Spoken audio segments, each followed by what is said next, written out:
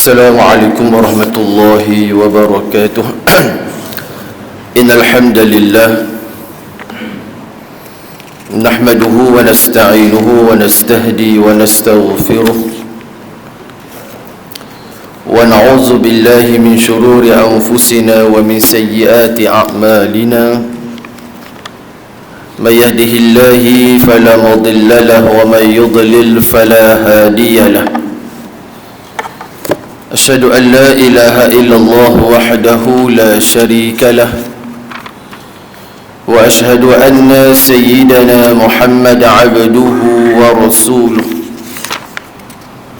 سبحانك لا علم لنا إلا ما علمتنا إنك أنت العليم الحكيم. رب اشرح لي صدري ويسر لي أمري واحلل عقدة من لساني يفقه قولي. يا معلم الحكمة علمنا، يا معلم الحكمة علمنا، يا معلم الحكمة علمنا، وذكرنا ما نسينا وعلمنا ما جهلنا. اللهم أخرجنا من ظلمات الوهم وأكرمنا بنور الفهم وافتح علينا بمعرفة العلم وسهل أخلاقنا بالحلم وجعلنا ممن يستمعون قولا فيتبعون أحسنه. وصلى الله على سيدنا محمد وعلى آله وصحبه أجمعين. أما بعد. Jadi insyaAllah pada pagi ini kita sambung pengajian kitab kita Bahrul Ghazi jilid yang kedua. Kita sampai pada muka surat yang ke-35, iaitu bab ma jaa fi ta'khiri salatil asri. Bab yang telah datang ia pada hadis mentakhirkan ataupun melewatkan sembahyang asar. Baik. 48. Ketahuilah kiranya ya saudaraku, telah lalu menerangkan setengah daripada sahabat-sahabat Nabi SAW dan tabi'in dan ulama yang mujtahidin yang sukakan segera menunaikan sembahyang asar dan bencikan mentakhirkannya. Mana benci ni bukan maknanya perbuatan tu perbuatan yang haram, tapi makruh. Sebab kita baca dah hadis yang lalu berkenaan dengan bab majaa fi ta'jil. Ta'jil mana mempercepatkan sembahyang asar. Betul kalau tuan-tuan tengok ada sebahagian masjid kita di Taiping, contoh antara masjid India, kenapa depa azan asar tu lewat? Saya masa tu tingkatan 3, 4 hingga 5, saya tuition dekat satu tuition apa dia panggil Institute UI ada kat situ kan. Asar memang masuk lewat. Kalau kita asar kita 4:45, depa pukul 5 baru masuk asar. Persoalan dia tuan-tuan, kenapa asar di sisi Hanafi lewat? Tak tanya kat tu bila dah apa azan lewat. Dia sebab satunya tuan-tuan. Sebabnya kerana apa? Kerana di sisi Hanafi masuk asar bila mana bayang-bayang panjang 2 kali ganda daripada objek. Kalau waktu zuhur kita ambil kayu, kita pacak dekat tengah-tengah tu, tengah-tengah laman kita tu, kalau bayang-bayang dia keluar sikit daripada objek, maknanya masuk waktu zuhur. Jadi bila-bila mana bayang itu panjang daripada objek sedikit ataupun sama daripada objek, maka maksudnya waktu asar. Itu di sisi mazhab kita Syafi'i dan fuqaha, jumhur fuqaha. Kecuali Imam Abu Hanifah. Imam Abu Hanifah dia pegang masuknya waktu asar, bayang-bayang tu panjang 2 kali ganda daripada objek yang kita letakkan. Maksud panjang 2 kali ganda ni maknanya apa je? Matahari tu condong tu. Sebab tu di sisi Imam Abu Hanifah, di sisi mazhab Hanafi, masuk waktu asar tu agak lewat. Kalau kita 4.45, dia pukul 5 baru masuk. Bukan sebab saya saja lewat tak. Tak boleh kata lagu tu depa ni malas mayang ni. Bukan sebab lewat hak tu. Lewat pada menentukan bila masuk waktu asar berdasarkan kiraan matahari. Itu yang diguna pakai di sisi mazhab Hanafi, di sisi imam. Adapun dua orang murid Imam Abu Hanifah yang bernama Qadi Abu Yusuf dan juga Muhammad Hasan Asy-Syabani, pendapat mereka sama seperti mana pendapat mazhab Syafi'i.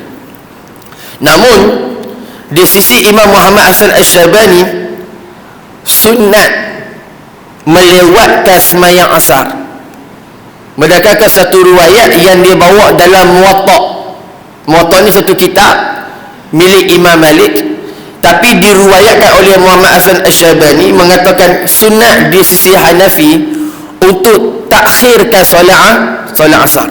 Apa tu tuan-tuan jangan heran lah kalau tengok ada sebahagian daripada orang mazhab Hanafi ni dia sembahyang dia lewat. Kenapa dia? Kerana hujah-hujah yang kita akan sebutkan ni. Antara riwayat yang kita nak baca ni berkenaan dengan pada Nabi SAW mentakhirkan sembahyang asar. Takhir ni mana lewat, bukan ta'jil. Kalau ta'jil mempercepatkan, tapi jumhur fuqaha ta'jil lebih aula daripada takhir. Apa saya sembahyang? Wa imma sembahyang subuh, wa imma sembahyang zuhur, semua sunat dipercepatkan. Baik.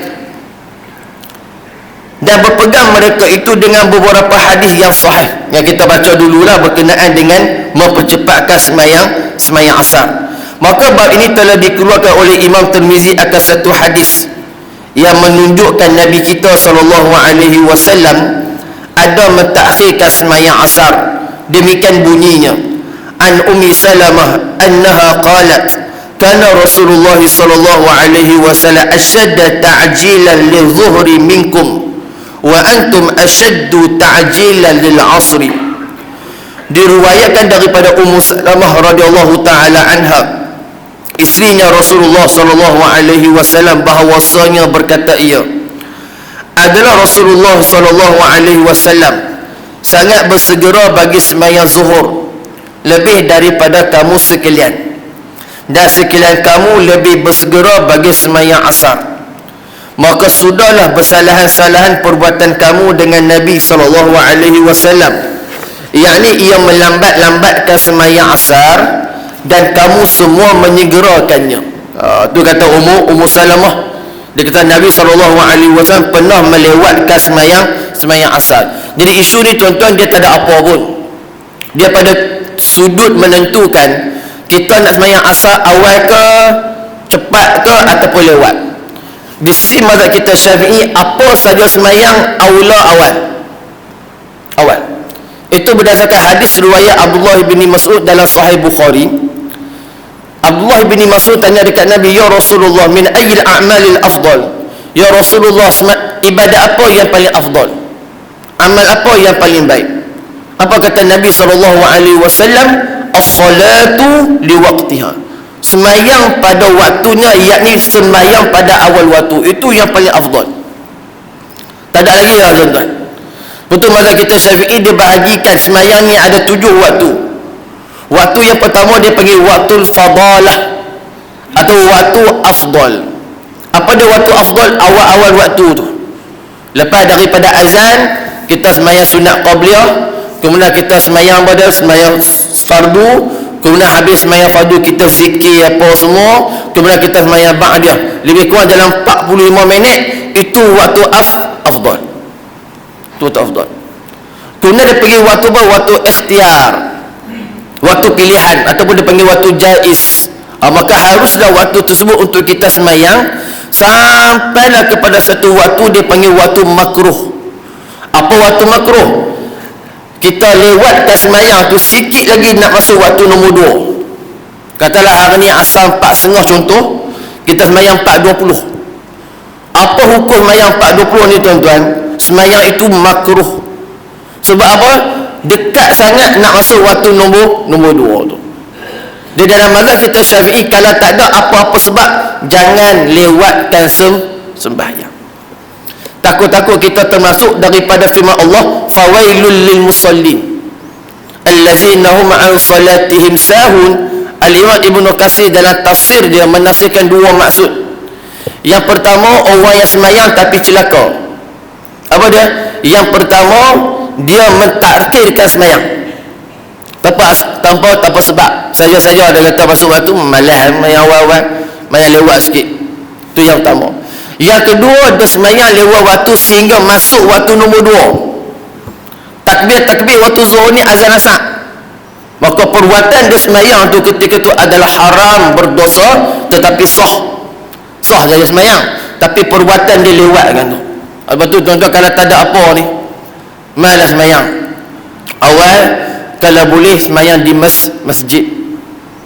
Sebab apa tuan-tuan? Sebab solat Jumaat ni, kalau semayang fardu, Nabi sebut dalam hadis, as-salatu imaduddin, solat ni tiang agama.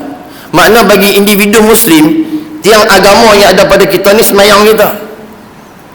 Maknanya siapa yang tak semayang, runtuhlah agama dalam diri dia. Itu yang pertama. Yang keduanya, solat Jumaat adalah tiang agama bagi masyarakat kita. Maknanya nak tengok masyarakat muslim yang baik adalah solat Jumaat di kawasan tersebut.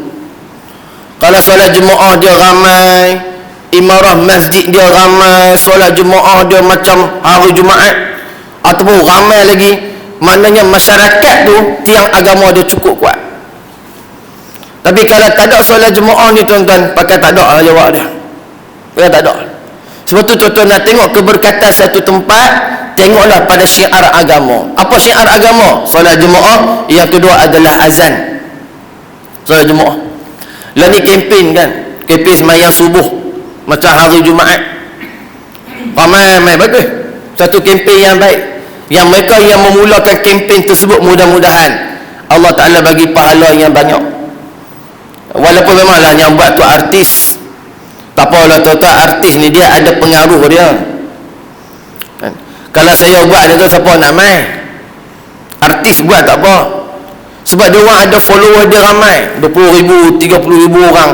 Jadi bila digunakan pengaruh dia tu untuk menarik orang kepada kebaikan, tak ada masalah apa. Ni kadang-kadang kita Jumaat sikit kita marah. Ni apa Jumaat sikit, kapek baru dah, Jumaat tak ramai pun, dia marah. Main ramai pula dia kata, ni apa main masjid ramai-ramai lah. Main ramai pun salah, main sikit pun salah. Tuhan nak apa sebenarnya ni? Dia ada orang boleh, dia tak boleh tengok. Kalau Jumaat ramai dia marah, dia pun tak ada kerja kan ramai-ramai masjid ni. Jumaat sikit pun dia marah juga. Jadi hari kempen-kempen solat Jumaat ni tuan-tuan, sebab apa? Dia nak meninggikan, nak menguatkan tiang agama yang ada pada masyarakat. Kalau tak ada solat Jumaat ni tuan-tuan, masyarakat huru-hara. Kalau tak ada solat Jumaat, tak ada azan ni tuan-tuan, tempat tu hilang berkat.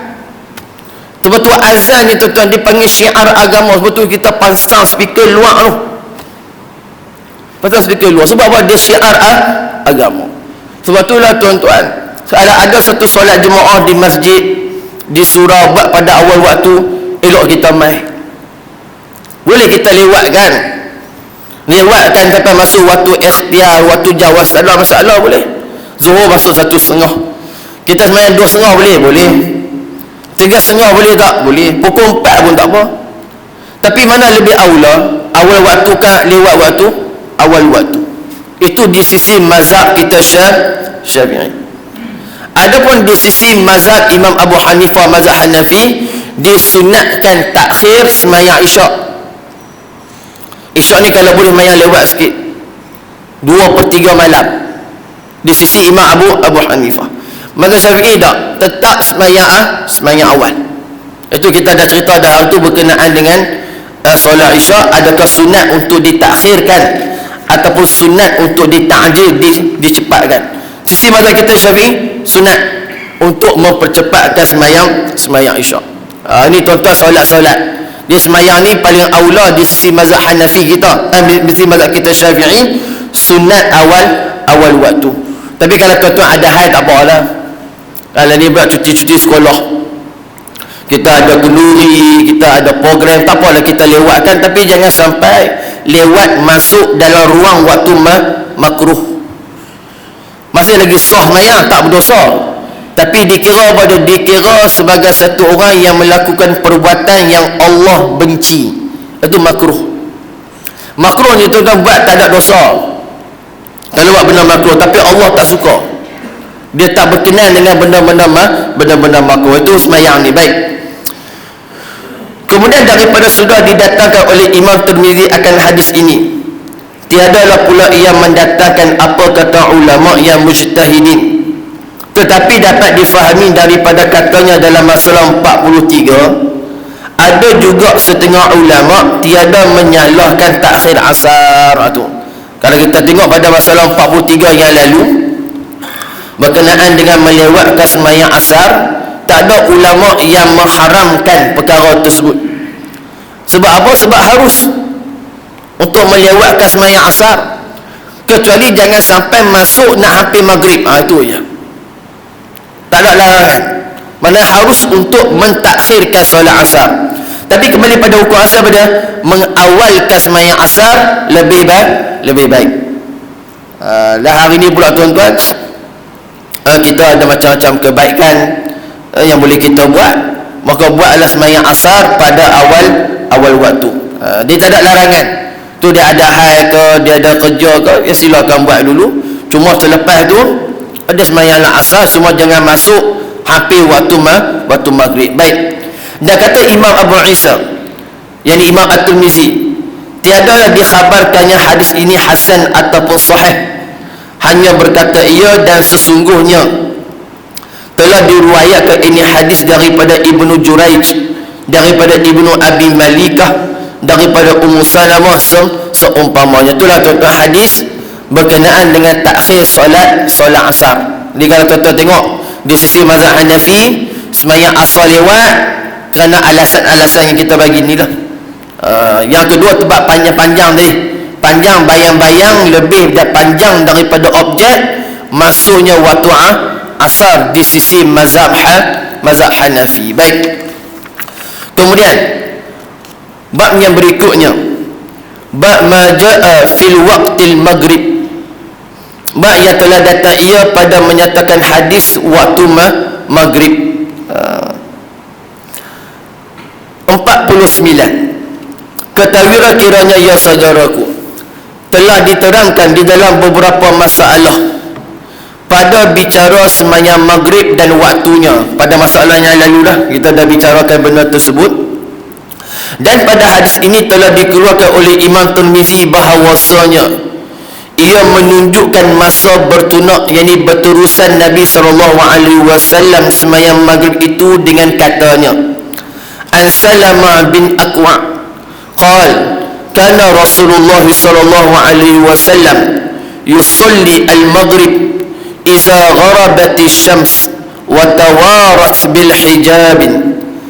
Diriwayatkan daripada Salamah bin Aqwa, katanya adalah Rasulullah sallallahu alaihi wasallam sembahyang ia akan maghrib apabila lenyap matahari, mana matahari tenggelam, masuklah waktu maghrib, dan tersembunyi ia dengan dinding, yakni lenyap semuanya dengan sebab dinding yang nampak di kaki langit itu. Kata Imam An-Nawawi rahimahullah, maknanya bahawasanya Rasulullah sallallahu alaihi wasallam menyegerakan ia atas sembahyang maghrib itu pada awal waktunya, hanya menanti akan lenyap matahari sahaja, sebagaimana ada dalilnya daripada hadis yang lain, iaitu bererti begini: hingga berpalinglah kami daripada selesai sembahyang maghrib itu, dan pergilah kami berlawan memanah, maka nampaklah kami akan tempat kena panah itu oleh terang cuaca hari lagi. So ini tuan-tuan, isu yang kedua dalam masalah masuk waktu ni adalah waktu maghrib. Waktu maghrib dia ada 3 waktu, jadi khilaf di kalangan ulama. Yang pertama waktu asar tadi, bila masuk waktu asar. Baik. Yang kedua, isu bila habis waktu maghrib. Yang ketiga, bila habis waktu isyak. Ni 3 ni tuan-tuan jadi khilaf ulama yang besar sampai pada hari ni. Nanti insya-Allah kita akan masuk dalam waktu isyak nanti. Ada sebagian ulama mengatakan isyak ni habis pertengahan malam, pukul 1 pagi habis isyak. kita pegang daripada isyak sampai subuh. Ada sebahagian daripada ulama berpegang isyak habis pada malam, pada 2/3 malam. Malam ni dia bagi 3. 1/3 pertama, 1/3 kedua, 1/3 yang ketiga. So macam mana kita nak tahu waktu ni? Kira daripada maghrib sampai subuh berapa jam, bagi 3. Dia ada sebagian ulama yang mengatakan 2/3 malam habis waktu isyak. Mana siapa yang semayang lebih daripada waktu tu, semayang tu dipanggil qada, dia tak panggil ada. Itu betul dia khilaf. Waktu zuhur tak ada masalah apa, waktu subuh tak ada masalah. Jadi masalah 3 waktu ni. Waktu asar, khilaf ulama pada masuk waktu asar, waktu bila, tapi pada habis waktu sepakat. Masuk matahari, waktu asar habis. Yang kedua, waktu maghrib. Waktu maghrib sepakat para ulama dah jadi ijma', bila masuk waktu maghrib tenggelam matahari, masuk waktu maghrib. Khilaf tak mana bila habis, bila tamat waktu maghrib. Yang ketiga, waktu isyak. Waktu isyak tak ada masalah pada sudut masuk waktu isyak, tapi ulama bahas tentang bila habis waktu isyak. Tu kita akan tengok satu-satu. Dan khilaf ni kadang-kadang orang awam dia tak tahu khilaf ni. Tapi kalau kita baca dalam kitab berkenaan dengan mazhab, kita akan jumpa lah. Dan memang dulu ada satu kuliah, satu orang ustaz, dia kata isyak ni habis 2/3 malam. Jadi video tu viral. Dia ramailah asatizah kita jawab balik berkenaan dengan bila habis waktu isyak. Sebab memang dalam hadis jelas isyak tu habis waktu 2/3 malam. Tapi apa maksud Nabi? Tu jadi khilaf di kalangan mazhab tu. Tak apalah, cuma untuk dapat maklumat berkenaan dengan waktu maghrib ni, dalam mazhab kita Syafi'i, waktu maghrib adalah masuknya matahari. Maknanya matahari yang bulat tu semua masuklah waktu maghrib. Kalau ada sikit lagi bulat, separuh daripada bulatan masih lagi belum masuk waktu maghrib. Ini tuan-tuan kita kena jaga bila bulan Ramadan. Pengalaman saya masa belajar dulu, kami puasa 3:30 pagi. Mana 3:30 pagi tu masuk waktu subuh, dan waktu berbuka 7.50 malam. Sepanjang tu lah kita puasa. Baik, berlaku satu hari tu, ni Allah nak uji lah, kita pun faham itu kecuaian kita. Azan 7.50 di Jordan tempat saya ni tuan-tuan, dia azan dia tak ada Bilal. Dia tak ada kita. Bilal ni kita nampak dia waktu Jumaat ya. Ada Bilal. Yang lain-lain ni tuan-tuan semua dia pakai rakaman. Dia ada satu switch tu, tepi tu. Kalau masuk waktu semayang, kita tekan switch tu. Saya ingat azan lah. Saya dulu pun tak tahu, saya ingat ada Bilal. Dia jadi tu bila mana siapa tetap pergi main pergi tekan switch. Waktu zuhur lebih kurang dalam 12.30. Kawan tu pergi tekan pukul 11. Kata awal azan tiba-tiba senyap. Kemudian baru saya tahu rupanya dia tekan switch. Dia satu switch tu tekan. So azan dia pakai rakaman, dia tak pakai suara original lah. Dia pakai suara rakaman. Baik, waktu Jumaat saya kita dengar suara Bilal tu, tapi memang tak sedap lah dia azan tu. Saya kata patutlah pakai rakaman. Sebab azan dia memang tak sedap. Dia tak macam Mekah kan. Kalau Mekah Madinah ni lah azan dia. Jadi azan tu 7.50 memang dia tekan sungguh. Tapi kalau kita duduk luar, matahari tu dia baru tenggelam separuh. Dia baru tenggelam separuh. Sedangkan azan maghrib dan azan maghrib. Jadi siapa yang berbuka puasa ketika itu, semua puasanya batal. Dan wajib diqadakkan semula. Sebab tu dalam mazhab kita Syafi'i meletakkan apa dia? Buka puasa adalah yakin masuk waktu maghrib, bukan sangka-sangkaan. Sebab tu penting. Kenapa kalau kita bersahur, kita sahur, contoh kita tengah makan, mak satu orang, dah masuk subuh lah. Sahur kita, yang kita makan tu wajib kena buang, tapi puasa kita hari tu sah. Kita dah niat dah malam, bangun subuh tu terlewat. Baru sahur tu terlewat, tengah-tengah duduk makan, rupanya dah masuk waktu subuh. Sah tak dia puasa hari tu? Sah. Masih lagi sah. Tapi kalau berbuka tak boleh. Berbuka tu batal. Sebab apa jadi macam tu? Sebab waktu subuh ni, waktu kita baru bangun tidur, dan dia tak sedar kedudukan matahari ketika tu. Sebab kita sebut waktu subuh adalah masuknya naik fajar. Naik fajar. Jadi kalau dia baru bangun subuh, macam mana dia nak tahu masuk waktu subuh tu? Atas dia ketidak sedar dia tu. Jadi mazhab Syafi'i kata tak batal, tapi tidak bagi berbuka puasa. Sebab apa? Dia letak dalam masalah kecuaian. Cuai. Jadi mereka yang buka puasa sebelum masuk waktu maghrib batal puasa. Dan tahun lepas jadi banyak tempat, kalau di Sabah tu, radio mainkan azan 4 minit awal.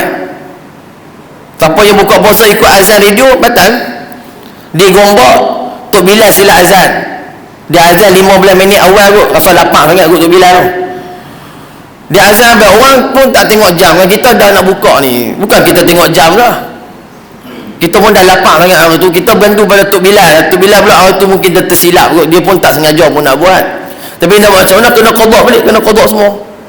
Lepas tu buka puasa ni kena berhati-hati. Itu nasihat saya lah. Berhati-hati tengok sungguh waktu maghrib tu. Waktu maghrib. Dia boleh jadi bila mana kita ni dah mungkin kita terlalu lapar, atau kita memang nak sangat makan dah, tapi sabar sat. Sebab kalau makannya puasa tu wajib qada. Tak sah puasa tu. Tu masuk waktu maghrib dengan masuknya matahari. Baik. Yang kedua, khilaf pada habis waktu maghrib. Bila habis waktu maghrib? Al-Imam Nawawi rahimahullah dalam kitab Radatul Talibin, dia mendatangkan dua pendapat di sisi ulama mazhab Syafi'i. Pendapat yang pertama, habis waktu maghrib berterusan sehinggalah hilang syafaq merah. Maksudnya apa dia? Kaul yang pertama kata masuk waktu maghrib, habis waktu maghrib dengan masuknya waktu isyak. Bila masuk waktu isyak? Bila mana hilang syafaq merah, merah matahari itu hilang. Maknanya masuklah waktu isyak, habislah waktu maghrib. Ini pendapat kita sebut sebagai qaulul qadim, pendapat lama Imam Syafi'i. Ketika mana Imam Syafi'i sebelum sampai ke Mesir. Baik, Imam Syafi'i dia ada dua pendapat. Yang pertama qadim, yang kedua jadid. Ada orang tanya pasal apa Imam Syafi'i ni dia banyak pendapat ustaz noh. Dia tak ada pendirian ke? Dia ada satu orang makhluk Allah dalam Facebook dia. Dia kata Imam Syafi'i ni tak tetap pendirian. Saya kata hak lagu ni, saya kata lagu ni. Saya cadang nak ambil kitab tumpuk atas kepala dia ya. Cakap dia ingat-ingatlah sikit. Kenapa Imam Syafi'i dia ada banyak pendapat? Ada dua pendapat, jadid dengan qadim. Imam Syafi'i ni tuan-tuan, dia rajin mengkaji. Dia kaji, kemudian dia baca hadis, dia jumpa hadis, kemudian dia muzakarah. So ada pendapat beliau. Kadang-kadang pendapat lama tu dia tak pakai, dia pakai pendapat baru. Bila mana dia menemui hujah yang lebih kuat daripada pendapat lama dia. Betul, kajian dibuat oleh mujtahid. Itu dia panggil mujtahid. Mujtahid ni apa? Dia buat kajian. Tak ada Quran, tak ada hadis, tak ada ijma', tak ada qiyas, dan 8 lagi masadir syariah. Ada 8 masadir syariah selepas daripada Quran, sunnah, ijma' dan qiyas. Dia ada 8 lagi masadir sumber hukum syarak. Betul, hukum hakam fiqh ni tuan-tuan, dia tak terbina dengan 4 ni je. No. Siapa yang merasakan hukum hakam terbina dengan 4, dia salah dan dia silap. 4 ni sumber asas. Dia ada 8 lagi sumber. Dia panggil masadir syar'iyyah mukhtalafun fih. 8 lagi sumber syariah yang menjadi khilaf ulama pada memakai, menggunakan dia. Tu Imam Syafi'i dia buat kajian. Bila mana dia jumpa satu hujah yang lebih kuat daripada pandangan dia yang dulu, dia berubah kepada pandangan yang baru. Dan kebanyakan pandangan yang baru ketika mana beliau berada di Mesir. Dia wafat 204. Dia berada di Mesir pada tahun 200 Hijrah. 4 tahun dia berada di Mesir. 4 tahun itulah banyak pendapat beliau ubah. Sebab apa? Kajian beliau terhadap syariat ni. Bukan sebab dia saja-saja ubah tak. Bukan sebab tak tetap pendirian, tapi kerana kajian beliau sangat mendalam. Sangat mendalam. Akhirnya berubah pendapat. Isu antaranya isu habis waktu maghrib. Pendapat lama Imam Syafi'i, habis waktu maghrib dengan hilang syafaq merah. Itu yang pertama. Yang keduanya, waktu maghrib selesai dengan pada qadar wuduk, kemudian menutup aurat, azan, iqamah serta solat 5 rakaat, maka tamatlah waktu maghrib. Lebih kurang ni tuan-tuan, kalau kita ambil wuduk, kemudian azan, iqamah, semayang fardu apa semua, lebih kurang 45 minit ataupun 30 minit saja. Habis 45 minit, habis 30 minit, waktu maghrib habis, tamat. Siapa yang semayang lepas tu tak dipanggil adab, tapi dipanggil qada. Itu pendapat kita panggil qaulul jadid, pendapat baru Imam Syafi'i. Di mana? Di Mesir. Jadi apa dibuat oleh Imam Nawawi? Imam Nawawi tarjih pendapat dua ni. Yang kata qaul qadim dengan qaul jadid ni, Imam Nawawi kata yang paling kuat adalah pada pendapat yang pertama.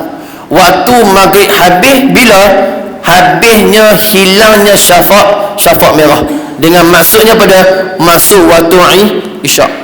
Kalau mari kita 7.30, isyak 8.50 tu habislah waktu maghrib. Ini pendapat ini juga dikuatkan oleh siapa? Ulama dalam mazhab Syafi'i yang lain.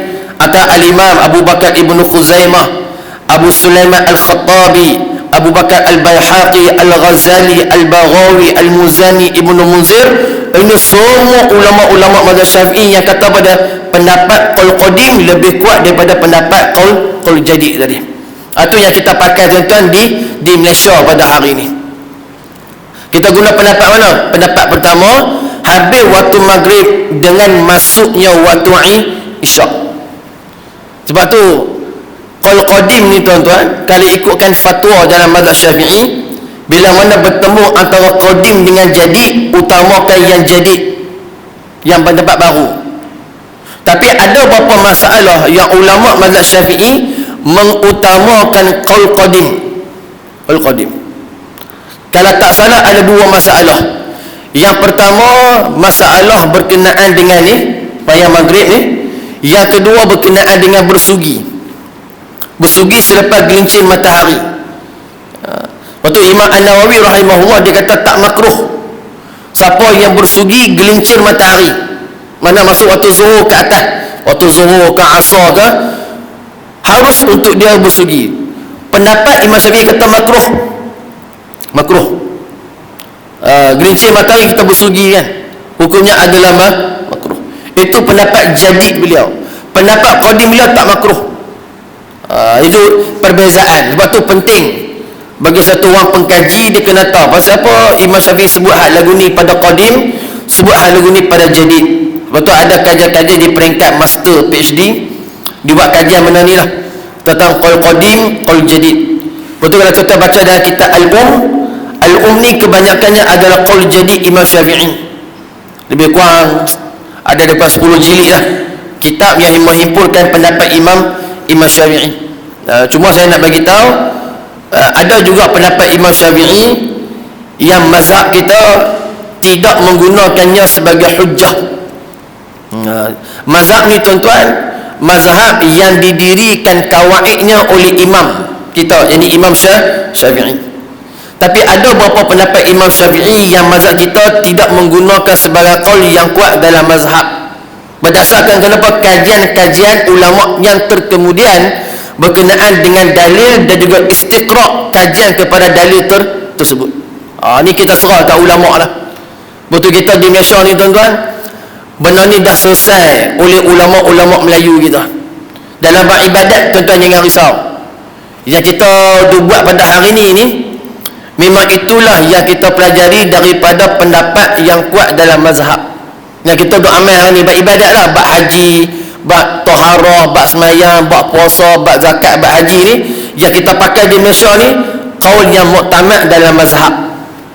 Ulama-ulama Melayu kita selesai lah, jangan risau lah. Kalau mengaji tak ada 1000 je tuan pening kepala, nak guna pendapat mana, nak guna pendapat mana. Jadi datang Syekh Arsyad Banjari, macam tuan-tuan mengaji kitab Sabilan kan, Ustaz Zaki tu bagus tu. Mana tuan-tuan ada rezeki lebih, belilah kitab.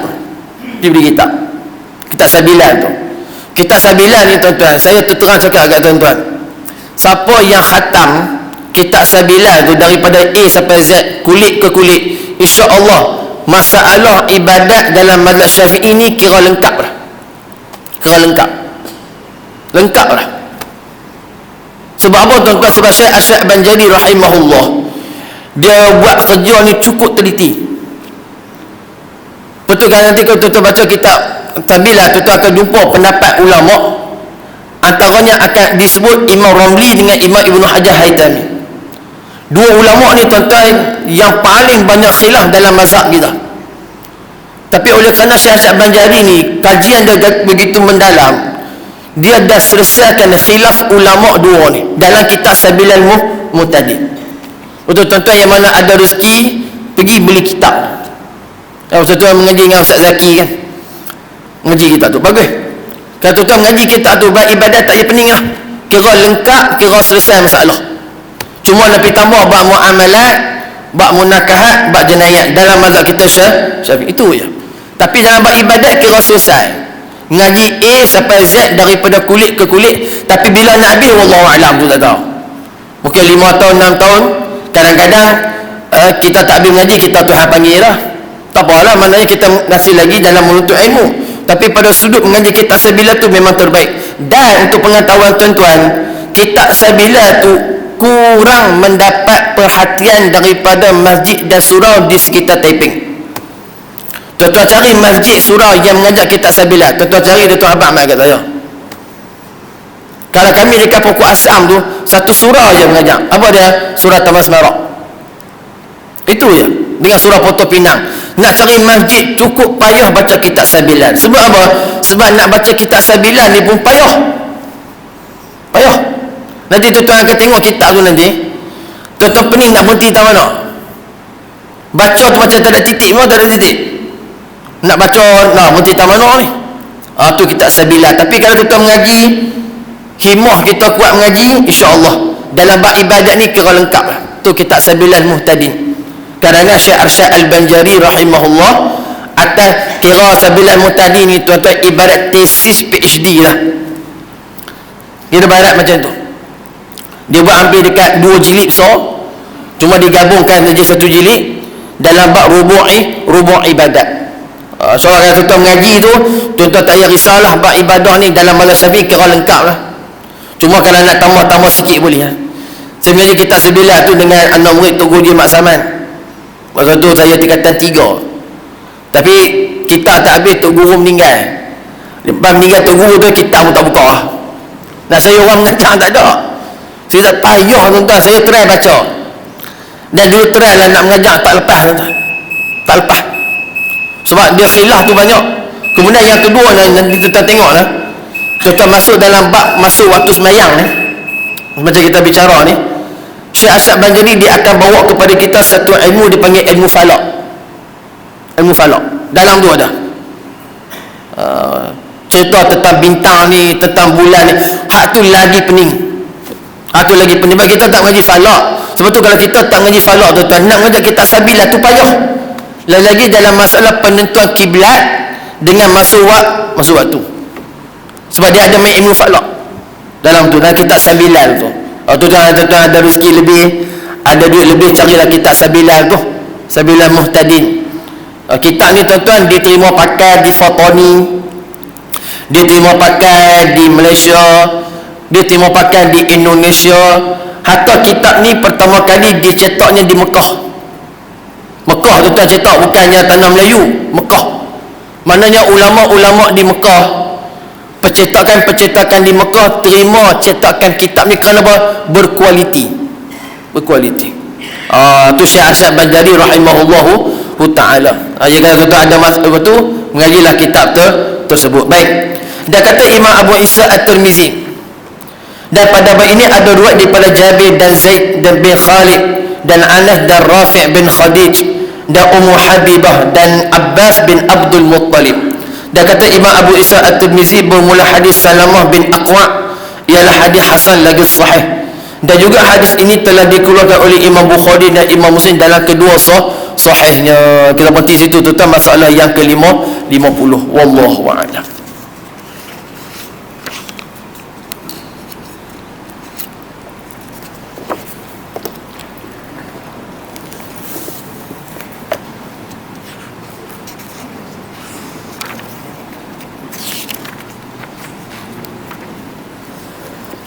A'udzubillahi minasyaitonir rajim. Bismillahirrahmanirrahim. Alhamdulillahi rabbil alamin wassalatu wassalamu ala asyrafil anbiya'i wal mursalin sayyidina Muhammadin wa ala alihi wa sahbihi ajma'in. Allahumma inna na'udzubika min 'ilmin la yanfa' wa min qalbin la yakhsha' wa min nafsin la tashba' wa min du'a'in la yusma'. Subhanallahi wa bihamdi subhanakallahumma wa bihamdika نشهد أن لا إله إلا أنت ونستغفرك ونتوب إليك وصلى الله على سيدنا محمد وعلى آله وصحبه وبارك وسلم والحمد لله رب العالمين. أقول قولي هذا واستغفر الله لي ولكم وبالله التوفيق والهداية. السلام عليكم ورحمة الله وبركاته.